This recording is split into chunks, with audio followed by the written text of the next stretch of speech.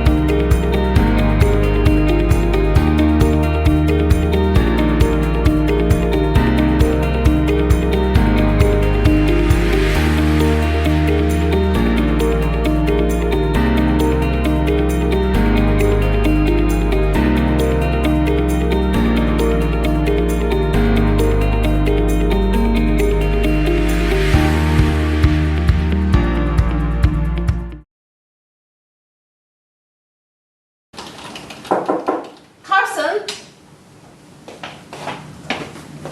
Yes, boss. Carson, what's with the recent backlogs? It's not the first time. Okay, so boss, we've been flooded with a lot of requests and we're going to need a lot of time with it. So our team, given the team size, is very small. So we actually need to sort it out according to priority. So we're going to need a lot more time. So you are telling me that the scale is actually much bigger than we imagined? How did this happen? So what seems to be the major issues given our current approach in solving a problem? Well, there are actually two issues with regards to the toolbox that we have. Is it the one developed by Richard before he left, the one which is supposed to aid us?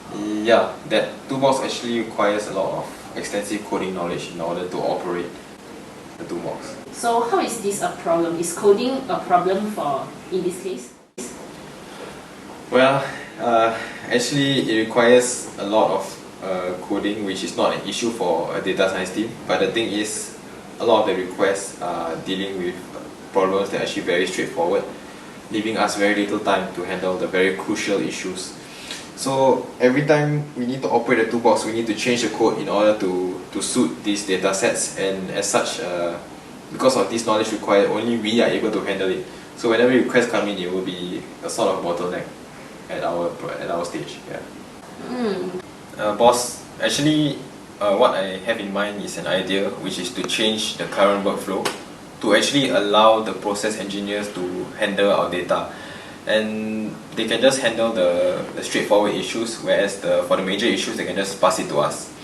However, this is currently not possible because I think I mentioned earlier about the extensive knowledge required for the coding, and it actually takes a while to learn, so it's not feasible for them to let them handle the current toolbox. So what I suggest would probably be to create a user interface that can actually help them to use the algorithms that we have without needing to learn how to pick up coding and all that. So the next issue will actually be the lack of options that we have inside the toolbox, and some of the solutions that we have given back to the process engineers, they do not agree upon them because it doesn't really agree with their machine and the way it works and something like that lah. And the thing is, we need more methods to actually analyze and provide more insights for this data, and such issues, if they bounce back, it results in another request. So we have to manually readjust the code again to redo the parameters for that particular set of data. So instead of adjusting the code to suit what we need every time, what I suggest would probably be to incorporate as many available algorithms as possible into the toolbox, so we can actually adjust the data when we need it and use our own parameters. And yeah, so basically this would not only benefit the process engineers but also our team when we are actually analyzing, providing the good methods for data identification, smoothing and drift detection. Carlson, this sounds like a good idea. I would like you to meet up with your team to discuss about the implementation of this suggestion and get back to me as soon as possible, maybe by the end of this week. Okay, so hello everyone, thank you for coming to this meeting on such short notice. So as mentioned in this email, the purpose of this meeting is actually to discuss how we go about developing a good toolbox for use within the company. So Jerry and I have discussed this and we have given the go-ahead for this project, and we are actually allowed to have backlogs on requests from the process engineers over the course of the development of this toolbox.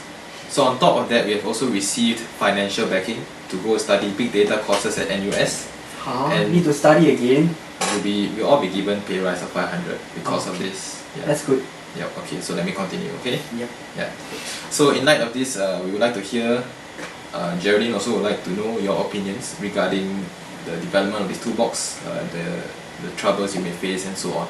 So yeah, please go ahead. I was thinking we obtain external vendors to deal with the data analysis system, so our workload won't be changed. Meanwhile, we should take some time to settle with the external vendor, and then we can use the extra time to deal with the backlogs we have right now. So together with the expectations we want and the performance we are targeting at, we provide the guidance, direction, then we leave the others to the other guys. Actually, why not set aside some of our own engineers to set up this toolbox? Because the way I see it, the amount of work will keep on increasing no matter what we do. And setting aside some engineers to make this toolbox will not only cut costs, it will grow our own internal ability to troubleshoot without external reliance. We can better maintain our confidentiality on top of a better understanding of the output. So this investment in our own people will now indeed be more painful, but the returns may be a solid setup in ASEAN itself. So I believe this will accelerate the rate at which we can clear our backlogs. I was just thinking, if we actually do send our own engineers, how can we actually be sure that they do have the competence for this job? Because I know for a fact most of my team, they may be quality specialists, but they are not so specialized in the advanced statistical methods required for this project. My main concern is that we actually spend up too much time and create too many errors in the process. Not to mention that having to attend the courses in NUS are just going to take us further away from our responsibilities in the company. I'm actually more inclined to support Andrew on this case because admittedly, while hiring external specialists do pose a certain degree of risk to our security, it at least guarantees their solution delivery. And it also allows for us to clear more of our current backlog now, which I think should be our priority. One thing I would like to bring up is what do we do with our current toolbox? It was first developed when we first started, and Richard was the one who first developed this toolbox before leaving for our competitors. So now we have a choice to either work from our current toolbox or start from scratch and learn from the lessons from our current toolbox. What I like to keep in mind is the simplicity and the modularity of our toolbox. This is crucial in ensuring the ease of transfer between the user and the maintenance itself. That being said, this concerns ourselves with the programming of the model itself, more specifically what language we're going to use. From what I've gathered, the statistical software R was used for the current toolbox. While powerful and extensive with many different tools and functions, R has an issue with compatibility with other with other software. On the other hand, I've been informed that Python is a more flexible software, easier to pick up, better syntax, and have more flexibility in operations.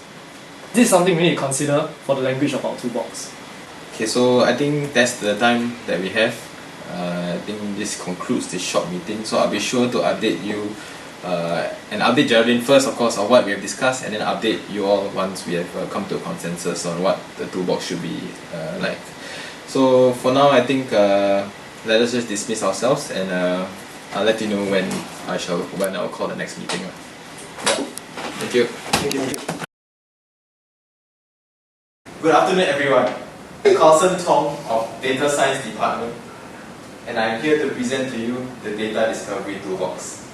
After months of development, we have come up with this revolutionary product to help improve the manufacturing processes and to allow process engineers and data scientists alike to have an exploratory tool to analyze data.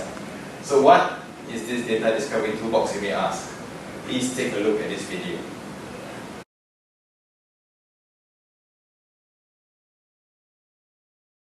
Okay, with that, I have come to the end of the presentation. Thank you very much for your attention.